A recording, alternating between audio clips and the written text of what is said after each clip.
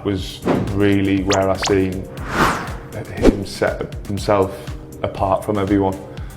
Then what that does is it creates like a culture with everyone, so everyone's thinking, well, I need to do this and I need, and everyone starts to step up.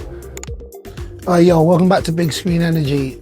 Funny enough is I see a plethora of I like the word plethora of Mo Salah's interviews. He's done a few, but I picked that bit because, you know, I wax lyrically about Hendo, about, you know what, being a leader, vocal. And the reason why I picked that bit because when he says it was the mentality that set Mo Salah apart, and what I'm hoping from this, yeah, because I'll keep it long, is that his words don't get lost in translation. In the sense where Mo Salah said, you know what, before he kind of came to the club, or when he came there, players weren't really training before. They were training and doing extra. And he started training before, during, and then after, you know what I'm saying? And then exactly where something like Hendo says, when they see that the star player doing what it takes and getting those results, it's like a knock-on effect. And then all of a sudden there's a culture, 5, 6, and then the squad does it.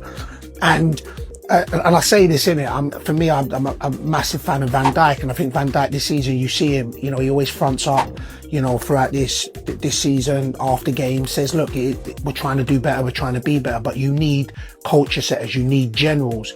And this is what, you know, it takes it back to why, look, when he came out and said what he said, of course, we've touched on it, but you can just see now, even when he's talking, where he's like, look, his fear is the fact that Liverpool may go on a downward spiral.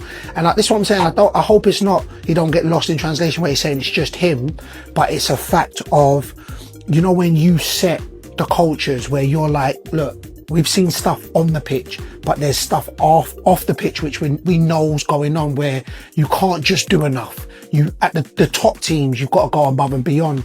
And when Salah came out and said, listen, like, I'm about standards, you know, that's been him. And, you know, he came out and he got villainized, criticized, the whole nine. And what I think the narrative is that they feel like Salah's the problem because he was voicing, because he was like, nah, man, the standards are dropping. This is what we need to adhere to. And listen, I just hope that the powers that be, Salah said it, see it and be like, nah, man, you know what? We got to reset. Go back to what we're about, the DNA of Liverpool, especially of recent times, you know what I'm saying? But it's sad times. Salah, certified legend, you know what I'm saying? Like Premier League, worldwide, you know what I'm saying? Like one word to describe you, pure class. One word to describe him, pure class. If you get it, you get it.